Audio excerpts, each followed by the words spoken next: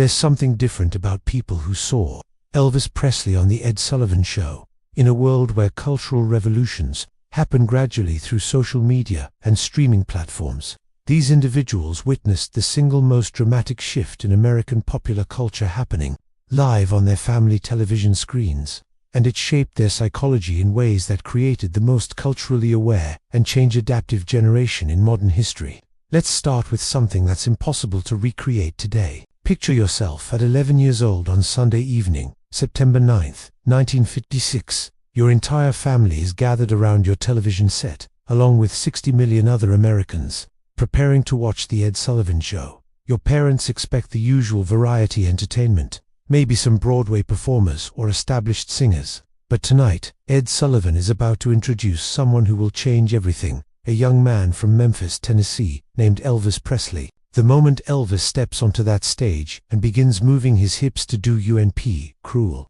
you realize you're witnessing something unprecedented. This isn't just a musical performance. This is a cultural earthquake happening in real time, broadcast directly into American living rooms, creating a generational divide that will reshape the relationship between parents and children for decades to come. But here's what made this moment psychologically profound beyond just seeing a famous performance. Before Elvis, popular entertainment was designed to appeal to adults, with children expected to appreciate adult tastes. Elvis proved that young people had their own cultural preferences, their own energy, and their own power to influence mainstream entertainment. Every hip movement, every vocal inflection, every screaming teenager in the studio audience was teaching you that culture could change rapidly, that your generation might have different tastes than your parents' generation, and that those differences were not just acceptable, but potentially revolutionary. This created what cultural psychologists call generational consciousness formation. You learned that you belonged to a specific generation with its own identity, its own music, its own way of expressing energy and emotion. That being young wasn't just a temporary condition before becoming an adult, but a distinct cultural identity with its own values and preferences. Your parents' reaction to Elvis was as instructive as Elvis himself. You watched adults struggle to understand what they were seeing, heard them express concern about this new style of music and movement, and observed the gap between what excited young people and what worried older people. You were learning that cultural change creates tension between generations, and that sometimes young people lead cultural evolution rather than just following adult guidance. This developed what sociologists call cultural change leadership psychology. You understood that your generation had the power to influence mainstream culture, that young people could be cultural innovators rather than just cultural consumers, and that generational differences in taste and values were natural parts of social evolution. But there's something deeper happening here. Elvis on Ed Sullivan wasn't just entertainment, it was your introduction to the concept that television could serve as a catalyst for rapid cultural transformation.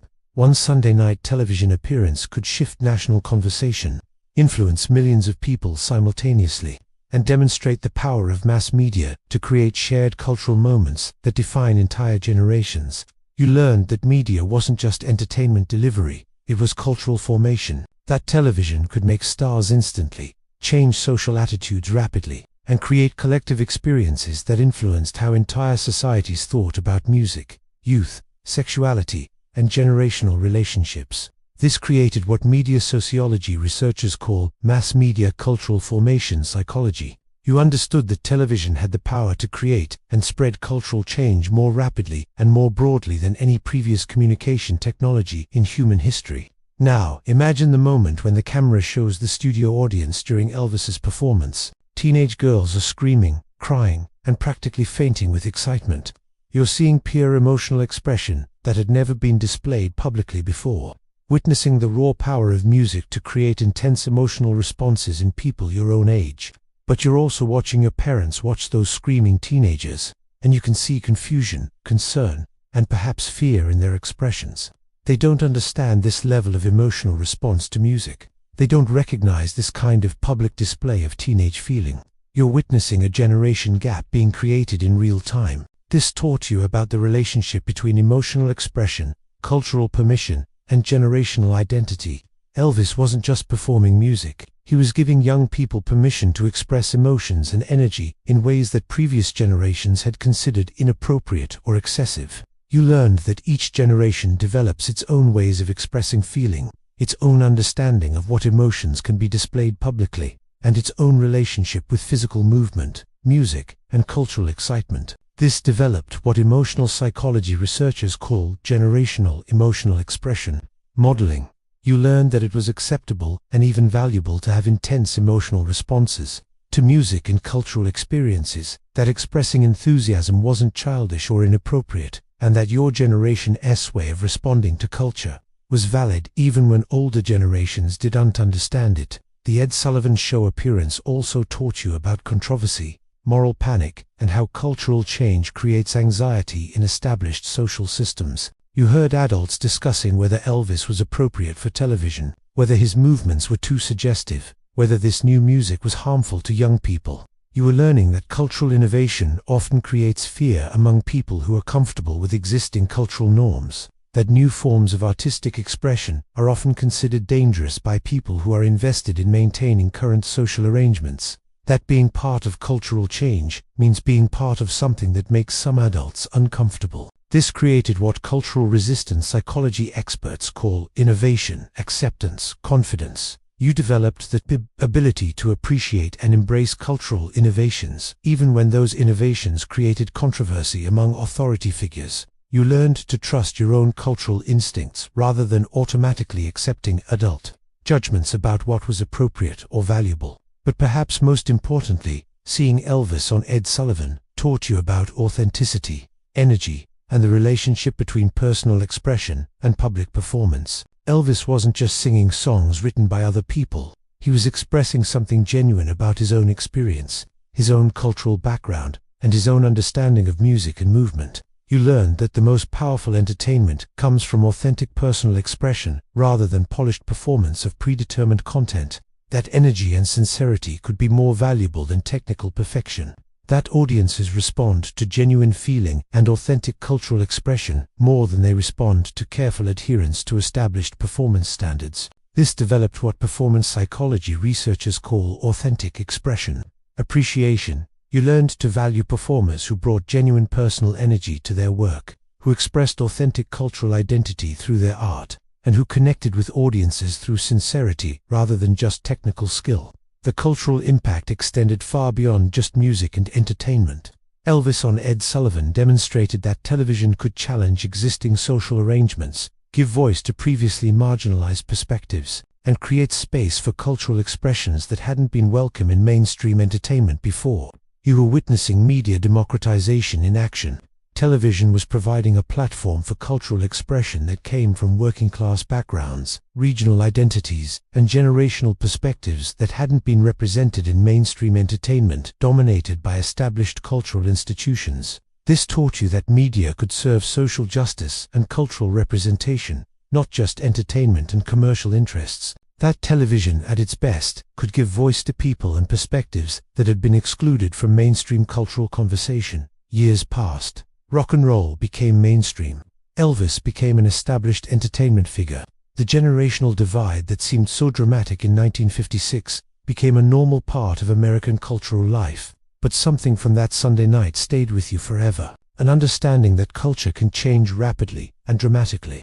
That your generation has the power to influence mainstream cultural development, and that authenticity and energy often matter more than adherence to established cultural norms. Decades later, when new cultural innovations create controversy or generational tension, you approach them with wisdom earned from witnessing one of the most significant cultural transformations in American history. You understand that cultural change often looks threatening to established systems, but that innovation and authentic expression usually serve human cultural development better than rigid adherence to existing norms.